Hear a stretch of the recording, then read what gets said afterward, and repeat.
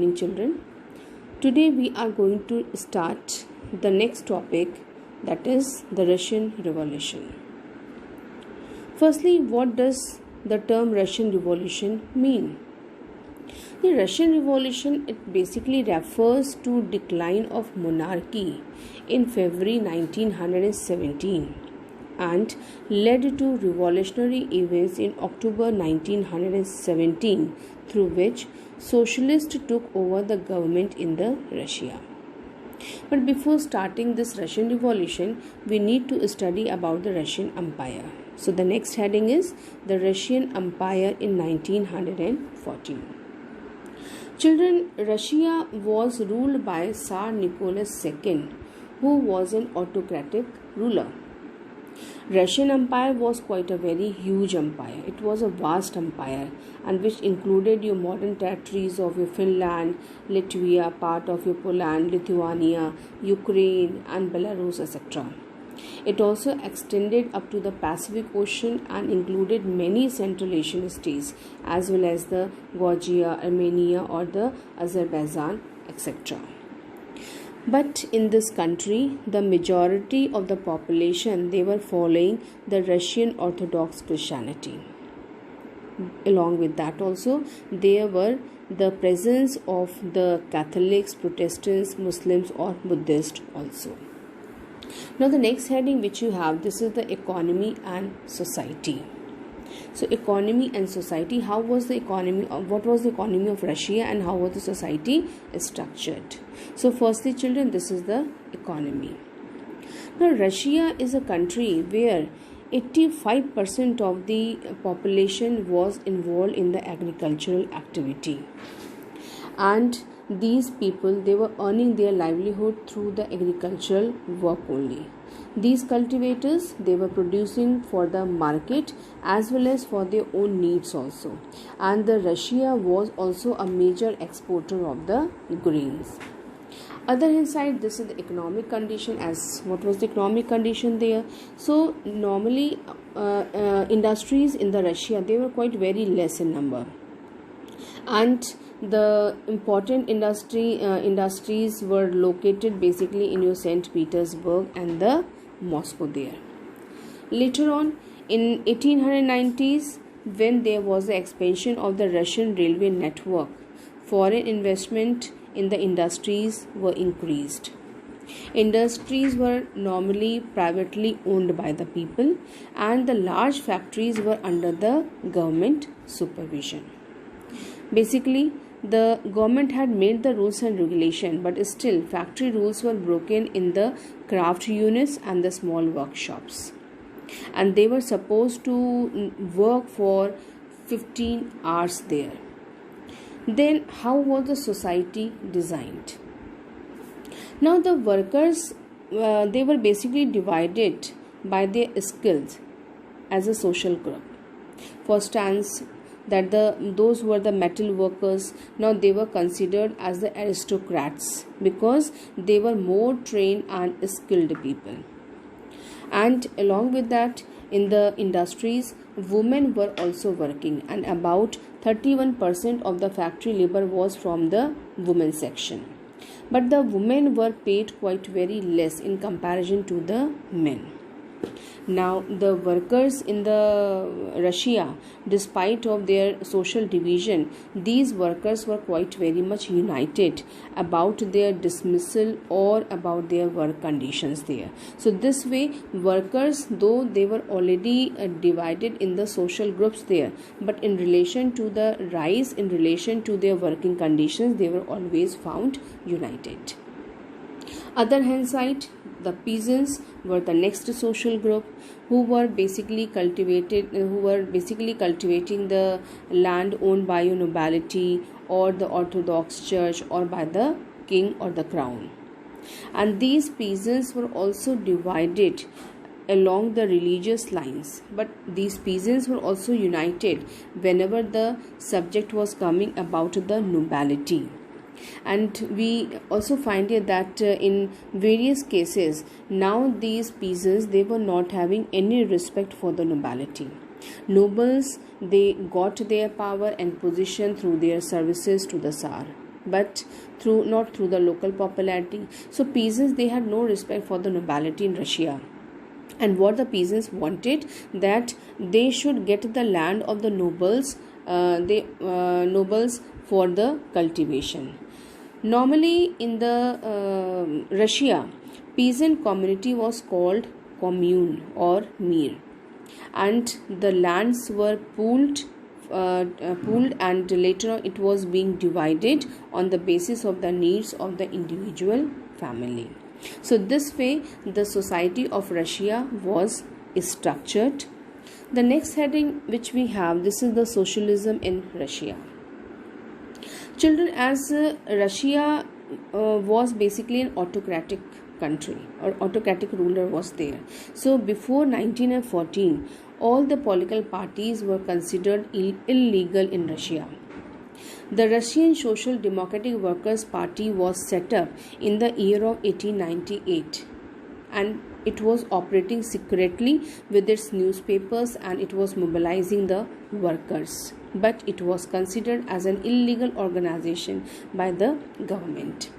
Now the Russian peasants, on the other hand side, socialists, they believe that the Russian peasants, they were the main force of the revolution, and they thought that the socialists in the countryside, they had also formed the Socialist Revolutionary Party in 1900, and this party was basically struggling for the peasants' right, and they had demanded land from the nobles to be given to the peasants.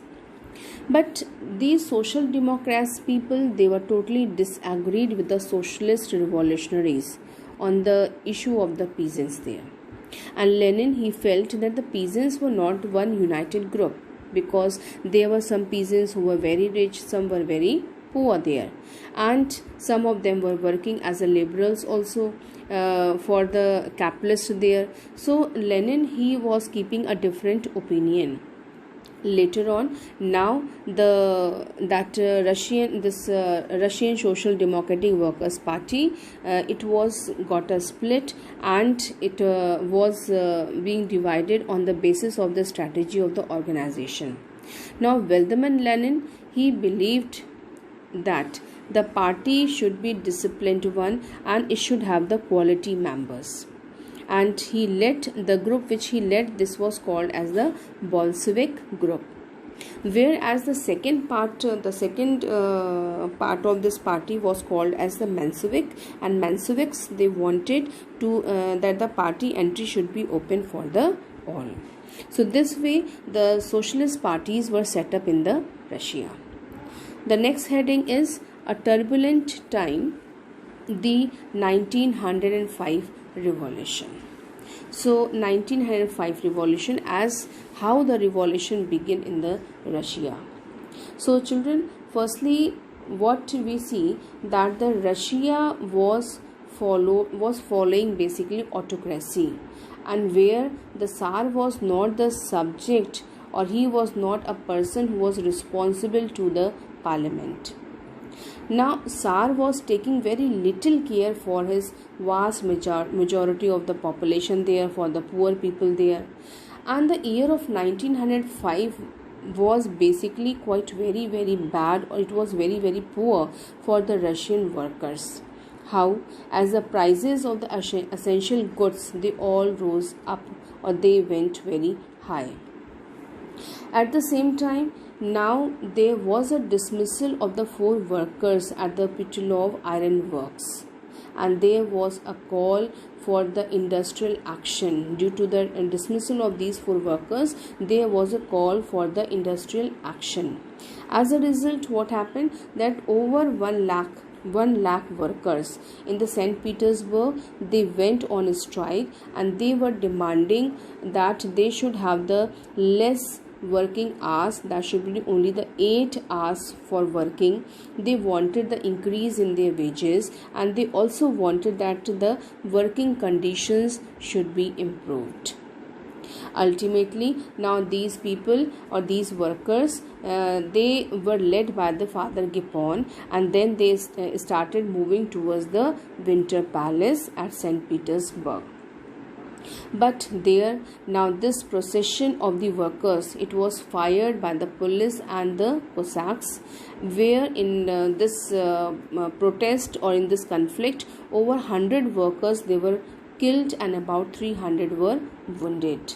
And this incident is known as Bloody Sunday, or as this particular incident took place on Sunday only. Then when this incident took place, after that only it was started with a series of events that came to be known as the Revolution of 1905. We call this as the 1905 Revolution.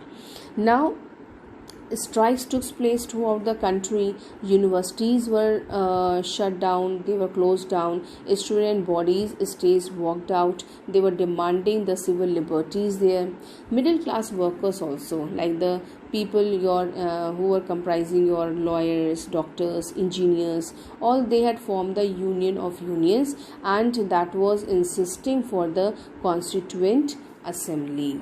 So this way, now the Bloody Sunday incident took place. Ultimately, when the revolution began, and in 1905 when the revolution was continued and the large masses came on the street, Tsar has allowed for the creation of a elected parliament, or the elected Duma. After 1905, most of the committees and the unions worked unofficially, since they were declared illegal. Now restrictions were also placed on the political activities. And what the Tsar did, that the Tsar dismissed the first Duma which was formed, and later on he re-elected the second Duma within the 3 months there. Now after this, he changed also the voting laws there, and then after that, in the third Duma, he brought back the conservative politicians, and in this way he had kept the liberals and the revolutionaries totally out of the Duma. Now the next heading which we have, this is the First World War and the Russian Empire. So First World War, children, as you all know very well, that the First World War began in 1914 between the two powerful blocs of your Europe, that is your Allied and Axis. Now it was between the between the Axis and the Allied there. Axis power is also known as the Central Power, and Central Power who all were in the Central power there, this is Germany, Austria and Turkey. And on the other side it was your from the Allied side, it was your France, Britain, Russia. They all later on it was also being joined by your Italy and Romania. So as the First World War began in 1914, now Tsar Nicholas II, he had not consulted to the Duma, and he had become the part of the war. Now Russia had suffered a lot during this time of the war, and there was a very shocking defeat of Russia with the very heavy casualties. On the other hand side also, this war was having a very bad impact on the economy of Russia. The economy was badly hit, and we see the impact on the industry was quite very poor. What happened? That there was a shortage of the labor. Why the shortage of labor? Because those people who were able one, so those men who were able, they were called up to the war, and as a result there were the shortage of the labor, and the small workshops which were producing the essential goods there, they all were shut down there, and whatever the food supply was available here, that was sent to feed the army. The result was, by the winter of 1916, riots were begin in the different parts of the Russia there, as there was a demand of the bread. People were facing the great scarcity of the bread, and there was a demand of the bread. So this way the First World War has brought a lot of casualty. Along with that also brought a very poor impact on the economy of the Russia.